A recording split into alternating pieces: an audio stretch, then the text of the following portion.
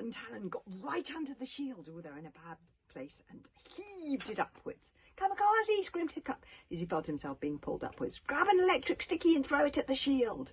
The shield lifted further, and Hiccup was staring into the repellent face of the Rip Roarer. The stuff of Nightmare's black, frothing slobber foaming at the mouth, red-veined eyes quivering, its hot, indescribably stinking and repellent breath scalding Hiccup's cheeks. Ah! Screamed Hiccup as the final heave took him up into the gap, and the mouth opened for the bite. Splat! And the very splinter of time, splat! With a gorgeously squelchy, squishing noise, the electric sticky landed on the shield, stuck there quivering, and the entire shield became electrified. That's clever. Oh, lucky Hiccup is so clever. The Rip Roarer gave a horrified scream and jumped back as if bitten simultaneously by a hive full of hornets. The shield clanged back into place, Hiccup swinging violently from the leather straps. So splat, splat, splat. Kamikaze threw 2 more of the electric stickies onto the shield. That's so clever. She was wearing her burglary gloves, so they didn't give her an electric shock.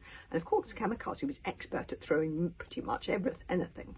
As Hiccup dropped to the ground, he grinned from ear to ear for the first time since they had been in the dungeon.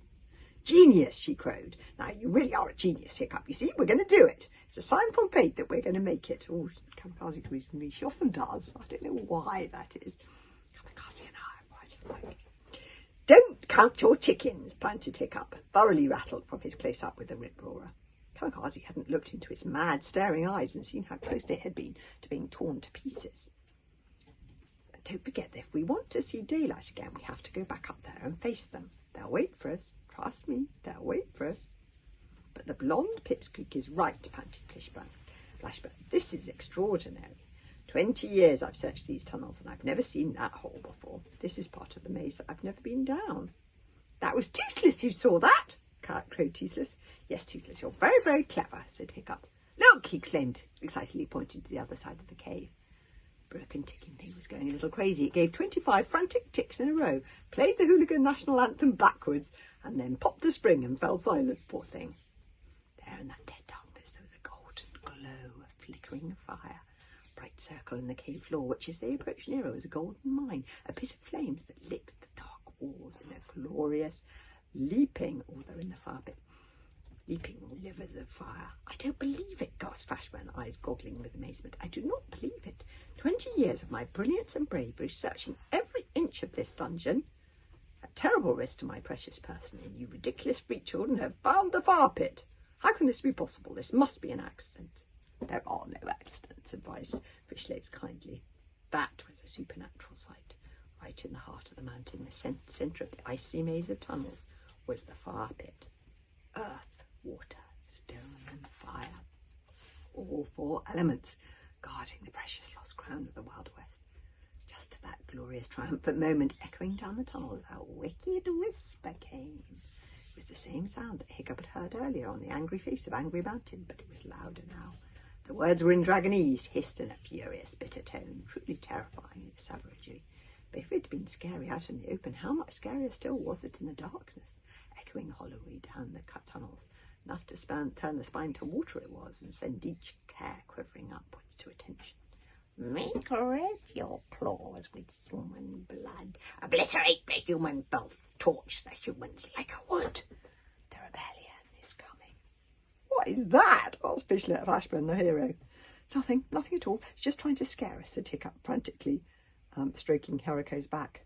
And it's succeeding, gasped Fishlegs. Ignore it, whispered Hiccup. May sound close, but trust me, it's still miles away. You won't be able to get through the electrified shield. Hiccup took off his rucksack. All 3 of their fire suits had a few holes in them, what with one thing and another. Kamikaze, could you lend me a fast glove, said Hiccup. Has anyone got a foot piece that hasn't got holes in? That's the fire suit. It's made out of dragon skin, you see. Between the 3 of them, they could put together a reasonably complete fire suit, and Hiccup put it on, turning as he wriggled the helmet and mask bit over his head so that the other 2 wouldn't see his forehead. Because he's got that mark on it. He's not supposed to have the mark. Now, hang on a minute, you little freaks. Poor Flashburn was practically crying. Now, I'm the hero here, and I've been looking for this fire pit for 20 years. It's my impossible quest.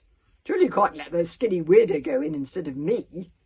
Wordlessly, Kamikaze wound one chain off Flashburn, tied one end around a large stalagmite, and dangled the other down the fireplace.